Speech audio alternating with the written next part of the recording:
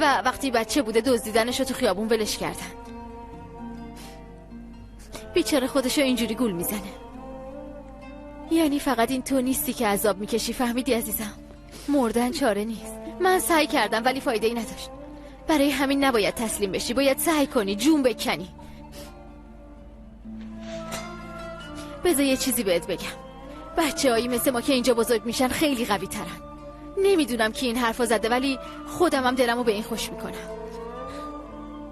تو هم باید همین کارو بکنی، نباید تسلیم بشی.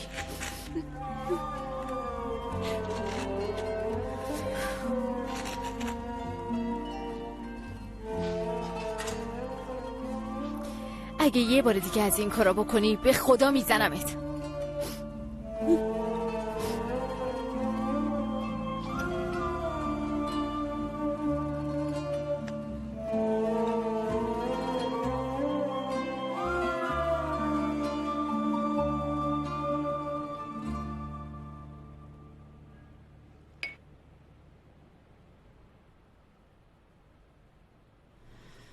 خوشت اومد؟ بله نریمان خانم، ممنون. نوش جان. خب بگو ببینم اینجا چه خبراییه؟ یه روز لباسا رو آتیش میزنن، یه روز پانسمان خونی پیدا میکنیم. من چیزی نمیدونم.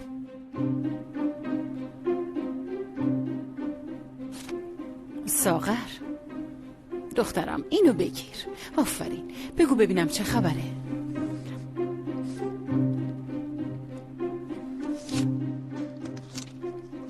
جمره لباساشو آتیش زد ولی در مورد پانسمان چیزی نمیدونم. خیلی خوب، پاشو. اگه خوردی پاشو برو تو اتاقت. آها اینم بدون، وقتی از اینجا میری بیشتر از دستمزد تمام کارایی که کردی و بهت میدم. بهت میگم کی هستی و خانوادت کجا زندگی میکنن. باشه دخترم؟ باشه، ممنونم.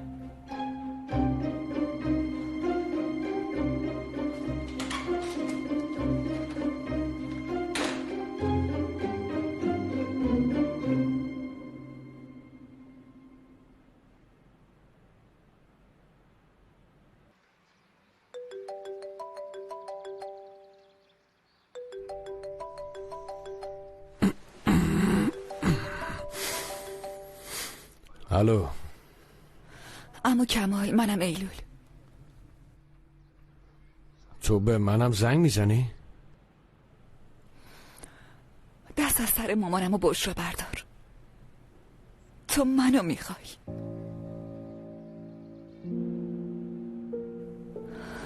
امروز همدیگه رو ببینی؟ تنها، فقط ما دوتا. هیچ کس دیگه نمیاد عزیزم. بیا جایی که پارسال رفتیم پیکنیک. یا میخوای بیام دنبالت؟ نه نمیشه، من خودم میام. 2 ساعت دیگه. با عشق میام.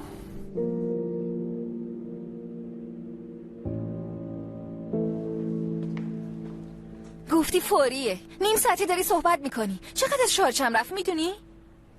خیلی خوب، پولشو میدم.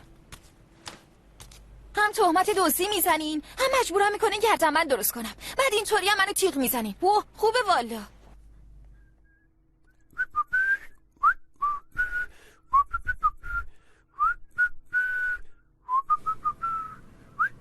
بیا صبونه آماده است. برای چی داری اینقدر به خودت میرسی؟ حسودیت نشه عزیزم. به غیر از خانواده‌ام هیچ کس تو زندگیم نیست.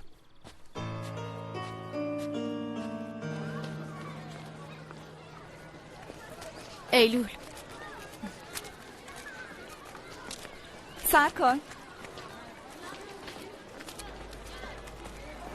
داداش اینو ببر سر کلاس. بیا، یه مقدار از پولی که به مارال داده بودی اینجاست. ما به هیچ کس بدهکار نمیمونیم. ایلول چرا به خاطر خطای یکی دیگه فداکاری میکنی؟ من وقت صحبت کردن ندارم. 50 لیر کمه. برای یه کار واجبی برداشتم. فردا بهت برمیگردونم. ایلول بیا دیگه. شما برین، من میام.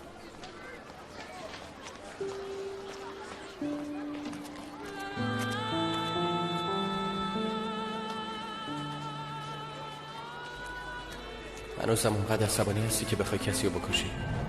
آره، فردا اول یه چاقو میخرم بعد میکشمش.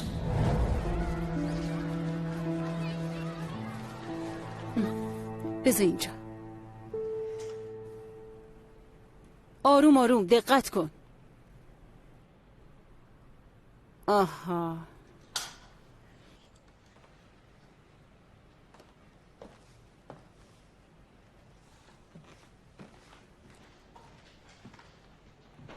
این کامپیوتریه که آقای توفیق فرستاده؟ یکیشونه، دستش درد نکنه. خیلی دست و دل بازه. چه خوب، ولی نریمان خانم اینا رو برای استفاده بچه ها فرستاده. منم قرار نیست باهاش دنبال الگوی بافتنی بگردم. برای کار بچه ها لازم دارم. برای یه پرونده باز کردن که میشه ازش استفاده کرد. آقای محترم لطفاً اینو برداریم ببریم پیش بقیه بذاریم. نه خیر آقا، این همینجا میمونه. نریمان خانم، ما حق نداریم چیزی که برای بچه ها خریداری شده اینجا بذاریم و استفاده شخصی کنیم. من اجازه نمیدم. اگه لازم باشه ازتون شکایتم میکنم. شما هم زود باشین. منتظر چی هستین؟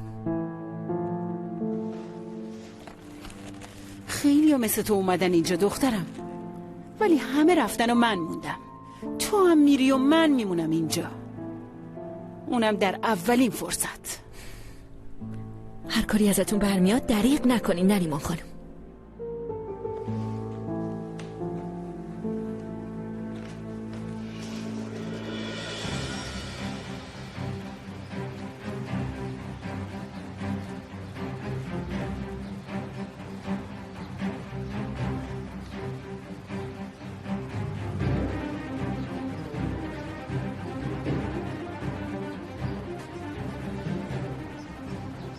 نه بلم کن. آت نزن.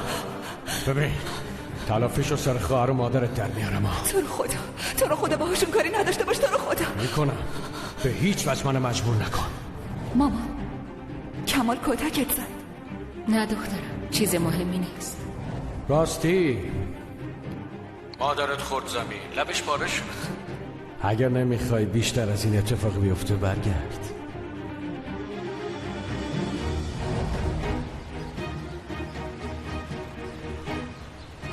این قیمتش چقدره؟ 5 لیره.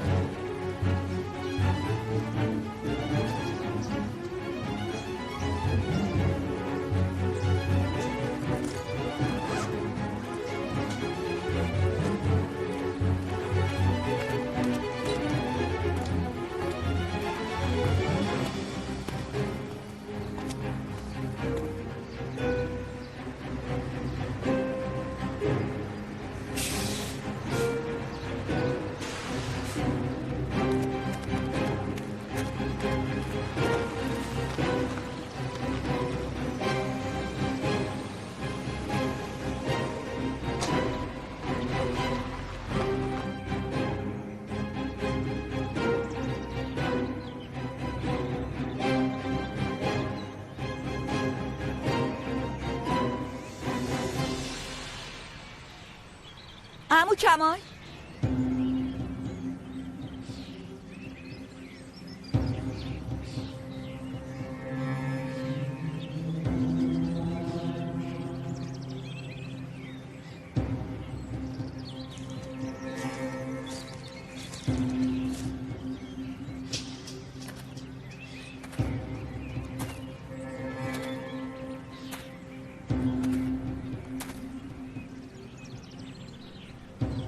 یه روز دلم برات تنگ شد.